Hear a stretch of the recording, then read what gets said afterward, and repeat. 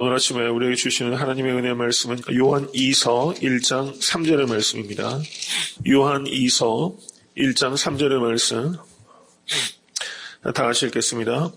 은혜와 긍휼과 평강이 하나님 아버지와 아버지 아들 예수 그리스도께로부터 진리와 사랑 가운데서 우리와 함께 있으리라. 아멘. 네, 1장 3절의 말씀은 그 사도 요한의 인사말입니다. 인사말. 네, 서신서를 보시면 다 인사말로 시작하고 있어요. 사도 바울께서 쓰신 서신서들 가운데 무려 11개가 은혜와 평강을 구하는 인사말이 쓰여져 있습니다. 가령 로마서 1장 7절을 보시면 하나님 우리 아버지와 주 예수 그리스도를 쫓아 은혜와 평강이 있기를 원하노라 이렇게 인사했어요.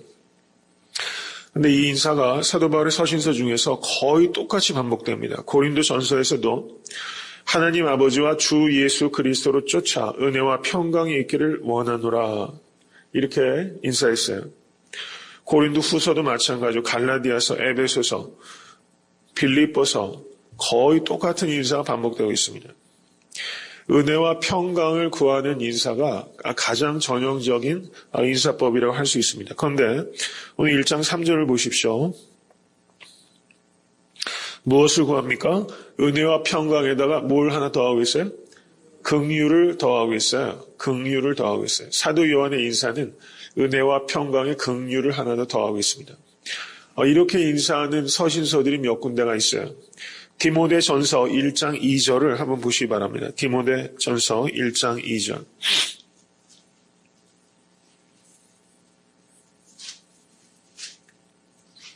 같이 한번 읽겠습니다. 시작. 믿음 안에서 청아들 된 디모데에게 편지하노니 하나님 아버지와 그리스도 예수 우리 주께로부터 은혜와 긍휼과 평강이 내게 있을지어다. 아멘. 디모데 후서도 한번 보십시오. 디모데 후서 1장 2절. 다시 읽습니다. 사랑하는 아들 디모데에게 편지하노니 하나님 아버지와 그리스도 예수 우리 주께로부터 은혜와 긍휼과 평강이 내게 있을지어다. 아멘. 이렇게 보시니까 어떠세요? 기독교 공동체에서 가장 대표적인 인사법은 은혜와 평강이 너희에게 있기를 원하노라. 은혜와 평강이 인사의 두 개의 기둥입니다. 그런데 여기에다 하나를 더 덧붙여서 인사할 경우가 있었어요. 은혜와 평강과 긍휼이 너희에게 있을지어다.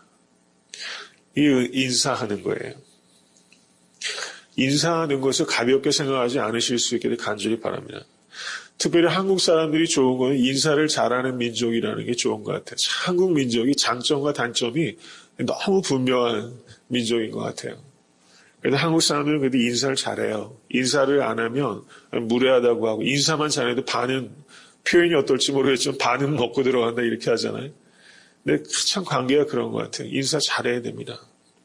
근데 그리스도인들은 어떻게 인사합니까? 은혜와 긍휼과 평강이 있기를 원하노라 이렇게 인사하는 겁니다. 이 서신서에 보면 이렇게 거의 반복적으로 이 인사가 나와요. 그러면 우리가 인사말을 그냥 안 보고 넘어갈 때가 많죠. 이미 머릿속에 어느 정도 있기 때문에 이것을 소홀히 할 수 있다는 얘기예요. 여러분 이메일을 봐도 dear 어쩌고저쩌고 인사말을 그냥 스킵하고 곧바로 본론으로 들어갈 때가 많지 않습니까? 그렇게 해서는 안 된다는 것입니다. 이 사도 바울이나 서신서를 쓴 사도 요한 그리고 그 외에 모든 성경 기자들이 이 인사말을 쓸 때는 형식적으로 쓴 것이 아니라 복음의 핵심이 여기 있기 때문에 이렇게 인사하는 거예요. 복음의 핵심이 여기 있어요. 그것을 잘 알아야 됩니다. 여기에서 사도 요한이 특별히 인사한 것의 특징은 무엇인가 하니 3절 말씀 다시 한번 보십시오. 은혜와 긍휼과 평강이 우리와 함께 있으리라 이렇게 말하면서 우리와 함께 있으리라 이렇게 말했어요. 다른 모든 서신서들은 너희에게 은혜와 평강과 긍휼이 있기를 원하노라. 2인칭 복수로 얘기하거나 디모데서 같은 경우에서는 2인칭 단수로 인사하죠. 인사라는 것이 상대방에게 인사하는 겁니다. 그런데 여기에서는 사도 요한은 특이하게 어떻게 말하고 있어요? 우리에게 있기를 원한다라고 말하면서 자기까지 포함시켜서 이 축복의 인사말을 자기까지 포함시켜서 하고 있다는 것이 이 사도 요한의 특징이다. 이렇게 볼 수 있습니다. 은혜가 무엇입니까? 은혜. 우리가 교회는 은혜의 공동체입니다. 믿으십니까? 세상에서 은혜를 찾을 수 있는 곳은 교회밖에 없어요. 은혜란 말 자체가 교회 밖에는 거의 쓰질 않아요. 은혜란 말을 누가 씁니까? 은혜란 말 자체가 없어요. 언어가 없기 때문에 그 내용이 없습니다. 세상에 그런 말을 쓰지 않아요. 교회는 은혜가 있어야 되는 공동체예요. 은혜를 우리 교회 찬양대 이름이 뭡니까? 카리스죠. 카리스 찬양대라고 이름을 줬어요. 그만큼 강조하고 있는 겁니다. 은혜가 있어야지 찬양할 수 있어요. 목소리로 찬양하는 게 아니에요. 은혜가 있어야 찬양해요. 그 다음에 음악적인 것도 갖춰가는 것이죠. 은혜가 있어야지 찬양되고, 은혜가 있어야지 성도고, 은혜가 있어야지 목사고, 은혜가 있어야지 교회입니다. 근데 은혜를 카리스라고 하는데, 매력이란 말을 성경 언어로 칼로스라고 해요. 칼로스. 그런데 서로 어원적으로 서로 근원이 같아요. 칼로스가 매력이에요. 차밍하다는 겁니다. 매력 있는 사람 되시기를 간절히 바랍니다. 사람 매력이 좀 있어야 돼요. 칼로스가 있어야 되는데 그리스도인들의 칼로스는 뭡니까? 은혜가 있는 사람이 칼로스가 있는 사람이에요. 은혜가 있는 사람이 매력이 있는 사람이에요. 은혜가 없으면 매력이 없어요. 여러분, 은혜가 있는 게 제일 매력적인 거예요. 여러분, 저도 어떤 분이 이렇게 예뻐 보이냐면요. 은혜가 있는 분이 예뻐 보여요. 제 눈에도. 제가 예전에 좋아하는 DVD 찬양 하는 게 있었어요. 돈 모엔이라는 사람이 찬양하는 것을 제가 굉장히 한때 좋아했었어요. 그 DVD를 보면은 거기에 나오는 사람들이 얼마나 이렇게 은혜가 있게 찬양하는지 너무 감동적이더라고요. 아주 못생긴 자매한 사람이 찬양하는데 너무 예뻐 보이는 거예요. 이게 외모가 이쁘고 못나고 하는 건 이게 잠깐이다 라는 걸 좀 느끼면서 정말 사람의 얼굴에 빛을 주는 것은 은혜가 빛을 준다 이런 생각이 들어요. 은혜가 있는 사람이 매력적입니다. 이거 기억하십시오. 아주 매력적인 성도 되시길 간절히 축원합니다. 사람을 변화시키는 것은 은혜가 변화시키는 거예요. 사람은 은혜로 변해요. 말 가지고 잘 변하는 게 아니에요. 말에 은혜가 담길 때 그 말을 통해서 변화받지 은혜가 빠진 말로는 사람이 변화받지 않습니다. 옳은 말, 바른 말, 맞는 말, 제가 이 말씀 강조 많이 드렸어요. 옳은 말, 바른 말, 맞는 말을 해야 합니다. 그런데 거기에 은혜가 쏙 빠지면 그게 칼이 돼요. 사람을 찔러요. 아프게 해요. 더 악화시킬 수 있어요. 다 은혜를 소금 치듯이 해야지만 그 말이 살아서 역사하는 것이고 변화받게 됩니다. 은혜라는 것이 본질 어떤 뜻입니까? 받을 가치 이상을 부어주는 것을 은혜라고 해요. 받을 가치 이상을 부어줘요. 하나 자격도 없고 가치도 없고 능력도 없는데 하나님께서 예수 그리스도를 우리에게 주셨어요. 믿으십니까? 무가치하고 무능력하고 무자격한 거예요. 여러분 한번 우리 그렇게 저를 한번 따라해 보십시오. 나는 무가치하고 나는 무능력하고 나는 무자격합니다. 여러분 이것만 기억하셔도 인생 살아가는데 모든 관계에 있어서 어려움이 있어도 극복할 수 있어요. 나는 무가치하고 나는 무능력하고 나는 무자격하다. 이거는 자기 비하가 아니에요. 자기 부인하는 거예요. 세상에서 남들보다 나은 구석이 있어봐야 하나님 앞에서 나는 무가치하고 무능력하고 무자격해요.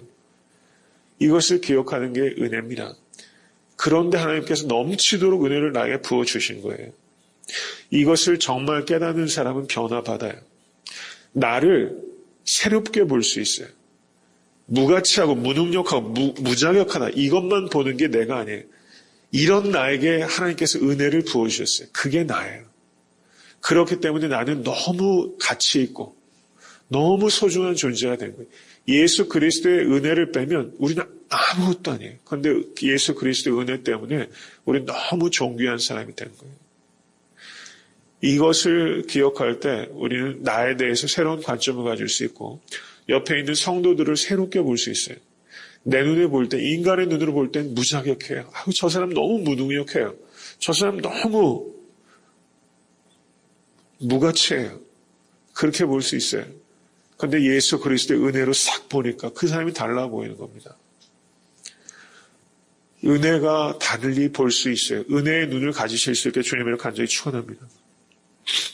사도 바울이 교회를 핍박하는 사람이에요. 그런데 저가 은혜 받자 교회 때문에 핍박을 당하는 사람이 됐어요. 180도 바뀌었어요. 존 뉴턴이라는 사람은 어메이징 그레이스를 썼죠. 그 사람은 뭐 하던 사람입니까? 노예상인이었어요. 노예상인. 그런데 그가 은혜를 받자 그리스도의 노예가 됐어요. 이거는 있을 수 없는 변화입니다. 세상 어떤 가치와 철학과 종교가 사람을 이렇게 바꿉니까? 은혜의 종교, 오직 예수 그리스도의 십자가만이 사람을 이렇게 바꿔요. 180도. 변화받지 못하면 은혜 받지 못한 것입니다. 은혜는 받았는데 변화받지 못했다. 이렇게 말하는 경우가 있어요. 그거는 저는 틀린 말은 교정해야 된다고 생각해요. 교회에 너무 잘못된 표현들이 난무해요. 도대체 어디에서 그런 말들이 돌아다니는지 모르겠어요. 성경적이지 않아요. 은혜 받으면 변화됩니다. 예수 그리스도의 가르침을 받아도 변화받은 사람이 있고 변화받지 못한 사람도 있었어요. 예수님 가르침에 유대인들이 반응을 어떻게 했습니까? 예수 그리스도 십자가에 못 박았어요. 근데 예수 그리스도를 진심으로 만난 사람은 어떻게 됩니까? 변화받아요. 은혜 받으면 변화됩니다. 값싼 은혜란 표현을 cheap grace, 이 표현을 기억하시죠. cheap grace. 교회에 너무 값싼 은혜가 많아요. 값싼 은혜가 많아요. 이것은 번회퍼 목사님이 쓴 표현입니다. 값싼 은혜. 번회퍼 목사님은 히틀러하고 저항하다가 순교하신 독일의 목사님이에요. 그분이 이런 말을 했어요. 희생이 없는 제자도, 생활이 없는 신앙, 십자가가 없는 은혜, 이런 것들이 값싼 은혜입니다. 그리고 이런 값싼 은혜가 현대 기독교의 가장 위험한 요소입니다. 이렇게 말을 했어요. 이것이 우리의 문제라는 걸 생각해야 됩니다. 값싼 은혜가 너무 많아요. 정말 은혜 받으면 변화됩니다. 예수님께서 십자가를 지고 가실 때 사람들이 울면서 쫓아왔어요. 울지 말라고 하셨어요. 눈물이 필요해요. 그런데 눈물로 그쳐서는 안 된다는 것입니다. 변화되어야지만 의미가 있는 거예요. 정말 변화되어야 됩니다. 은혜 받으면 변화돼요. 여러분 어떻게 변화됩니까? 이렇게 새벽 제단을 쌓고 경건의 훈련을 하시면 변화가 돼요. 어느 순간부터 말씀이 내 몸의 곳곳에 차곡차곡 쌓이기 시작해요. 내면화가 돼요. 관절과 골수 속에 이 말씀이 스며들어가요. 어느 순간부터 그렇게 되기 시작해요. 그러면 변화가 나타나기 시작하는 거예요. 예배의 자리에 사모하셔야 돼요. 처음에 앉아있으면 무감각하고 그냥 그 얘기 같고 할 때가 있어요. 그런데 성령께서 어느 순간에 역사하시고 이 말씀이 내 속에 어딘가에 가서 박혀가지고 그 말씀이 내 입에서 툭툭 튀어나오기 시작할 때가 있어요. 어떤 행동을 할 때 그 말씀이 자꾸 나를 자극할 때가 있어요. 그럼 내 삶이 변화되기 시작합니다. 여러분 말씀의 자리에 앉아 있으셔야 돼요. 기도의 자리에 지키셔야 돼요. 저는 그 자리에 계신 성도님들이 제일 믿어요. 여러분 거기에 소망이 있는 것입니다. 그러면 변화되는 것입니다. 두 번째는 긍휼입니다. 긍휼.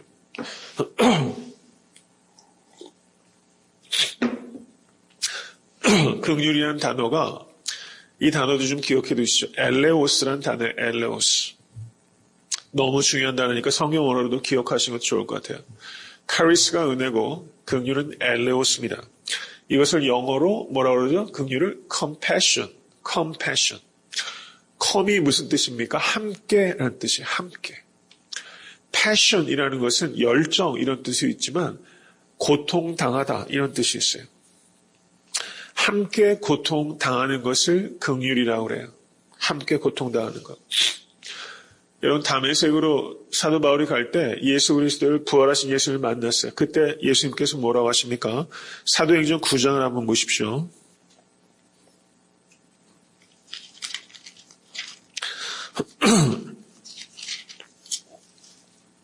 사도행전 9장 4절과 5절 한번 보시기 바랍니다. 다 같이 한번 읽겠습니다.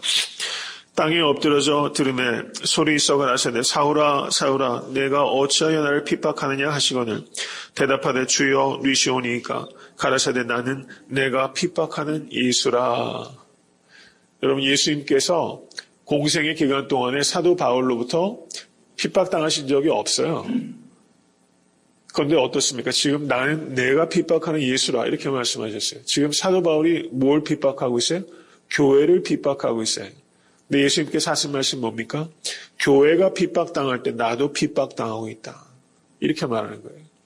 여러 성도님들께서 고난 가운데 있을 때 예수 그리스도께서도 고난 가운데 함께 계신 거예요. 믿으십니까? 이것이 긍휼입니다. 긍휼이라는 것은 함께 고통당한다는 거예요. 여러분 한번 이것을 한번 생각해 보십시오. 내가 고통당하고 있어요. 그런데 어떤 한 신이 있어요. 그런데 그 고통에 전혀 공감하지 않아요. 그 대신에 나아라 해가지고 열려라 참게 하는 식으로 내가 병이 낫는다고 하면 생각해 보세요. 그 신은 나의 고통은 하나도 공감하지 못해요. 그저 능력만 있어요. 그래서 나아라 해서 나았어요. 여러분 이게 무슨 의미를 갖겠어요? 그런데 우리가 믿는 참 하나님은 성부, 성자, 성령 하나님은 성령님께서는 말할 수 없는 탄식으로 우리를 위해서 기도하시고 그리고 성부 하나님께서는 이스라엘이 참상을 당할 때 울며 슬피 우신다. 바로 성경에 그렇게 기록되어 있고 예수 그리스도께서 나사로가 죽었을 때 그 앞에서 눈물 흘리시는 분이에요. 우리와 같이 고통당하시는 하나님이세요. 우리의 문제를 해결해 주실 수 있는 것 이전에 우리와 함께 고통당한다는 것이 우리의 위로가 되는 것입니다. 함께 고통당하시고 이 문제를 예수 그리스도의 십자가 위에서 해결하셨어요. 이것을 우리가 깊이 생각해야 합니다. 긍휼하신 하나님을 믿는 성도는 긍휼한 성도가 되는 것입니다.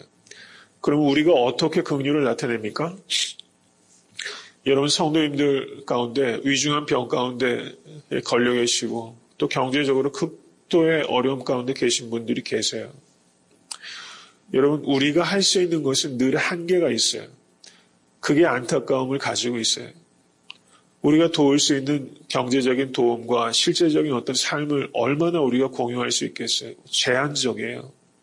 그런데 우리가 줄 수 있는 게 있어요. 그게 무엇입니까? 함께 있는 거예요. 이게 긍휼이에요. 함께 고통받는 거예요. 우리가 무엇인가를 내가 뭘 할 수 있을까에 대해서 이 세상의 악에 대해서 너무 깊이 고민하면서 내가 할 수 있는 건 아무것도 없다 하면서 무기력해지면 무관심해집니다. 그렇게 하는 것이 아니라 우리가 할 수 있는 게 있어요. 함께 고통당하는 거예요. 함께 아파하는 거예요.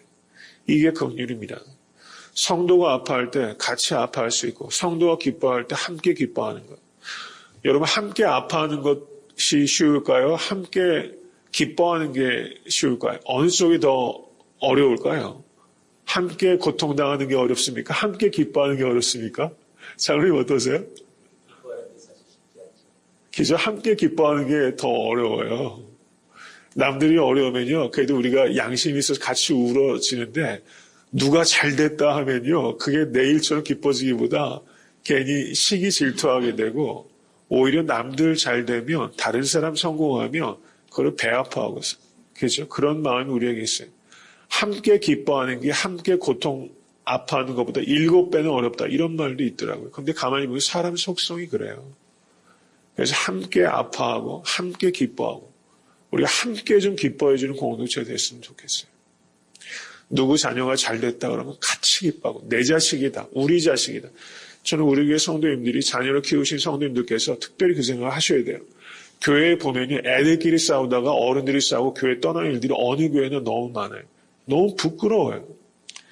그렇게 해서는 안 돼요. 내 자식을 더 엄하게 좀 꾸짖는 성도 됐으면 좋겠어요. 오히려 그렇게 해야 됩니다. 그리고 내 자식을 키우지만 우리 자식을 키운다고 생각해야 돼요. 교회에서. 내 자식, 남 자식이 없어요. 우리 자식입니다. 예수 그리스도 안에서. 우리 교회가 키워낸 자식들이에요. 이런 생각을 가지고 우리 유치부부터 우리 청년회까지 그렇게 좀 봐주세요. 그래서 특별히 교회 어른들은 그냥 내 자식, 내 손자 이렇게 생각하지 마시고 다른 오히려 교회 주일날 오시면 다른 아이들을 좀 유심히 보시면서 이렇게 기도하시고 우리 교회도 보면요. 이렇게 싱글 맘이나 싱글 파더의 자녀들이 있어요. 우리 교회. 저는 개인적으로 그런 아이들이 교회 오는 게 굉장히 저는 좋아요. 우리 교회만이 해줄 수 있는 일이 있다고 생각해요. 다른 곳에 가면 천덕꾸러기처럼 환영 못 받는 아이들이 있을 수 있잖아요. 그러면 우리 교회는 좀 끝까지 품어가지고 엄마가 없는 아이가 오면 우리 교회가 엄마가 돼주고 아빠가 없는 아이가 오면 우리 교회가 아빠가 돼주고 같이 있어주고 혼자 있지 않다는 것을 이렇게 알게 해주고 결정적인 순간에 항상 교회가 있다는 것을 알게 해주고 우리 교회도 그런 아이가 지금 있어요. 그런 아이가 있어요. 근데 그런 아이를 또 아이들이 또 그것을 염두해주고 걱정해준다고 얘기를 들으니까 제가 얼마나 기분이 좋은지 모르겠어요. 우리 아이들도요, 그런 아이들이 오면요, 그렇게 생각하면 안 돼요. 그런 아이들이 오면 분위기 흐트러지고 우리 아이들한테도 영향이 안 좋아. 이렇게 생각하면 안 돼요. 어렵고 힘들고 까다롭고 거친 아이들이 오면 그런 아이들과 같이 섞여서 그런 아이들을 말씀으로 도와주고 헬프하는 것을 우리 자녀들이 배우는 거죠. 얼마나 좋은 교육의 장인지 몰라요. 근데 우리 교회는 아이들이 그렇게 하고 있는 것 같아요. 그래서 굉장히 진짜 너무 행복해요. 여러분 그 생각을 하실 수 있게 간절히 바랍니다. 긍휼을 나타내야 돼요. 교회가 긍휼이 없으면 교회가 아닙니다. 세 번째는 평강입니다. 이건 제가 간단히 말씀을 드리죠. 구원의 목적과 결과가 평강이에요. 이 평강이 그 성경 원어로 에이레네입니다. 에이레네. 저를 한번 따라해 보십시오. 카리스, 엘레오스, 에이레네. 이 세 가지 평강이에요. 이게 너무 중요한 단어이기 때문에 말씀드려요. 에이레네. 에이레네를 히브리 말로 샬롬이라고 하는 거예요. 샬롬. 이게 샬롬이에요. 평강이라고 번역되기도 하고 평화라고 번역되기도 해요. 여러분 정확하게 개념을 아는 것이 중요합니다. 평화인데 이 평화가 세 가지가 생기는 거예요. 먼저 하나님과의 평화가 생겨요. 그리고 이웃들과 평화가 생겨요. 그리고 마지막으로 또 하나 우리가 간구하는 게 있어요. 자기 자신과 평화하게 돼요. 특별히 현대사회는 자기와 불화하는 사람이 많아가지고 멀쩡한 사람들이 자살을 그렇게 많이 해요. 여러분 한번 보세요. 이번에 그 코네티컷에 있었던 일 한번 보세요. 저는 이런 일들 보면서 이게 아까도 얼핏 그 생각이 들더라고요. 예전에 잘 먹지 못하고 입지 못할 때 세상에 이런 일들이 인류 역사 가운데 이게 언제 이런 일이 있었나 생각해보면 이런 일이 없었어요. 그런데 이런 일들이 인간성이 아주 최바닥을 겨요. 최악입니다. 지금이. 얼마나 세상이 악한지 모르겠어요. 평화가 없어요. 자기 자신과 평화가 없기 때문에 저런 일이 벌어져요. 자기 자신과 평화하실 수 있게 간절히 바랍니다. 이런 일들이 어디서부터 와요? 말씀을 맺습니다. 요한일서 1장 3장으로 다시 한번 갑시다. 이 세 가지가 어디서부터 옵니까? 다시 한번 1장 3절 읽습니다. 은혜와 긍휼과 평강이 하나님 아버지와 아버지 아들 예수 그리스도로부터 진리와 사랑 가운데서 우리와 함께 있으리라. 은혜와 긍휼과 평강은 우리가 self control 혹은 그 템플 스테이 가가지고 이런 거 안 생겨요. 그거 다 거짓이에요. 절대 안 생겨요. 템플 스테이 가서 그게 생겨요. 인간이 이것을 만들 수 있는 게 아니에요. 하나님께서 아버지이고 예수께서 주와 그리스도라는 사실을 믿는 사람만이 이 세 가지를 누릴 수 있는 사람이에요. 이것을 기억하실 수 있게 간절히 축원합니다. 성도님들의 평생의 삶에 은혜와 긍휼과 평강이 항상 함께 하시기를 우리 주 예수 그리스도 이름으로 간절히 축원합니다.